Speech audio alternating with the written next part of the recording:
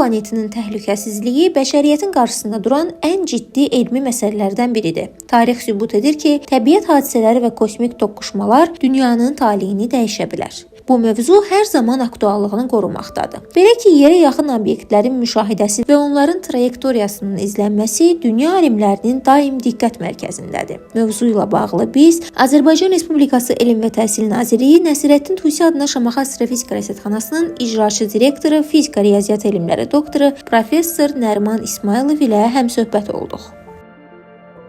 Ümumiyyətlə, yerin təhlükəsizliyi problemi bilirik ki, dünyanın ən əsas problemlərindən biridir.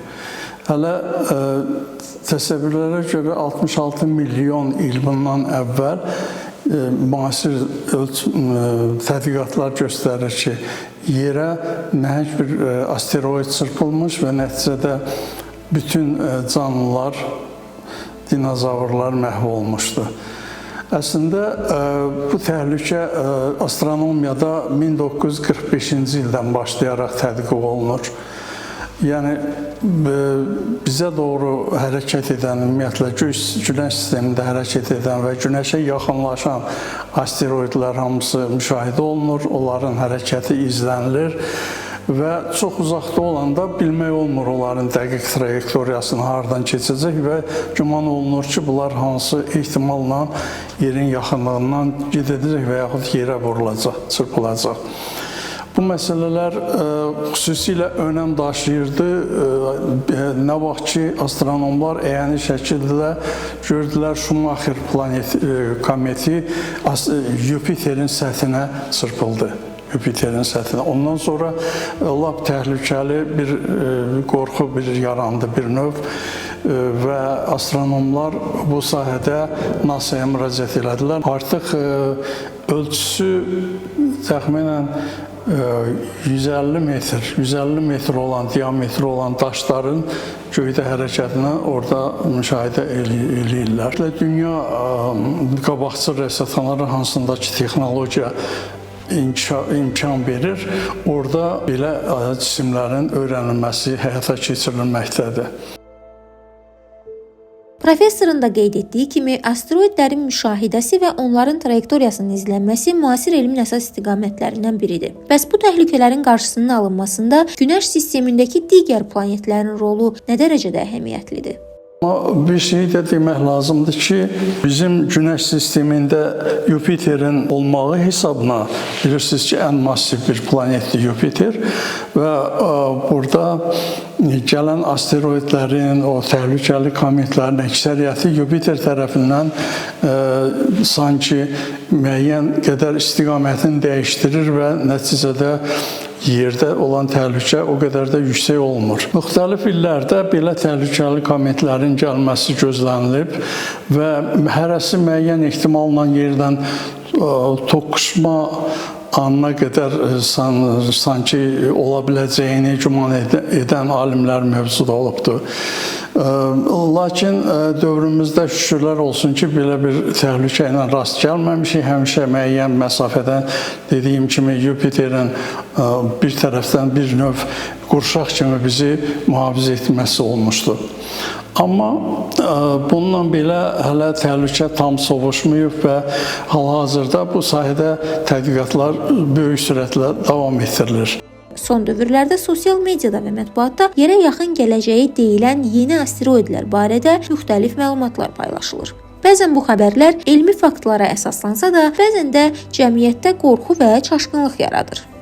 İndi mətbuatda da görürsünüz ki, belə hadisələri çox xüsusən sosial şəbəkələrdə işıqlandırırlar və bundan sui-istifadə edərək ajotaj yaratmaq üçün xüsusilə çalışırlar ki, hələ əldə fakt olmasa da bir təhlükənin gəldiyini, yerdə nəsə bir şey baş verəcəyini öncədən deməyə çalışırlar. Bu faktlardan birini mən elə bu yaxın vaxtlarda baş vermiş hadisəni nəzərinizə çatdırmaq istəyirəm. Yeni bir asteroid daxil olub Günəş sisteminə. Özdə ölçmələr göstərir ki, bu komet Günəş sisteminə ulduzlararası fəzadan daxil olub, Günəş sistemində deyil. Niyə görə? Çünki onun orbiti olduqca sivridir. Eksentrisiteti 6-dır. Halbuki normalda 0-a yaxın olur. Dairəvi eksentrisitet. 1-2 olan asteroidlər çoxdur. Amma birdən-birə 6 olmağı ümumiyyətlə dünya rekordudur əslində. Bu ola bilər Ginnesin rekordlar kitabına çıxsın. Bu cəhətdən bu asteroid çox unikaldır. Həm də hərəkət sürəti olduqca yüksəkdir. Saniyədə 64 kilometr. Görün, bütün kosmik sürətlərdən yüksəkdir. Yəni, tədqiqatlar artıq göstərir ki, onun spektrini də alıblar və fotometriyasını da aparıblar və görürlər ki, adi bir kometdir. Quyruqlu kometlər olan, karbon qazı var orada, ondan sonra su var. Bu kometlərin atmosferində olan molekullar müşahidə olunur. Yəni, normal bir şeydir, amma hərəkəti qeyri-adidir. İndi bunu mətbuatda nə cür şişirdirlər? Yazırlar ki, bu inaplanetlərin, yəni kənar planetlərindən gələn bir məxluqlardır. Bunlar qeyri-adi bizə hücuma keçəcəklər, neyniyəcəklər, cəmaatı qorxudurlar belə şeylərlə. Belə şeylərə inanmaq lazım deyil. Sadəcə normal reaksiya vermək olar. Amma ciddi mətbuatı oxusanız elə şeyə rast gəlməyəcəksiniz. Professor Nəriman İsmailov bildirir ki, bu kometlə bağlı müşahidələr nəticəsində onun trayektoriyası artıq dəqiqləşdirilib və vəziyyət göründüyü qədər təhlükəli deyil. Onu da qeyd eləmək lazımdır ki, o yerə tam yaxınlaşmayacaq. Artıq bəllidir onun orbiti. Gələcək Marsın yanından keçəcək. Mars da yerdən kənardakı planetdir. O Marsın yaxınlığından Marsdan 0,8 astronomik vahid aralı keçəcək. Təxminən bizdən Günəşə qədər olan məsafədən 2 dəfə çox məsafədə yerdən uzaqlaşacaq. Yəni gələcək Günəşin başından dönüb gedəcək. O hardasa dekabrın sonuna düşür, 25-inə düşür dekabr. Beləliklə görürük ki, kosmosda baş verən hər bir hadisə yer üçün potensial risk daşısa da, elmi tədqiqatlar və müşahidə texnologiyalarının inkişafı sayəsində bu proseslər nəzarət altındadır. Əsas olan panikaya qapılmamaq və rəsmi elmi mənbələrə istinad etməkdir. Kosmosda baş verənlər hələ çox sual doğurur. Amma cavabını tapmaq üçün elm adamları daim axtarışdadır.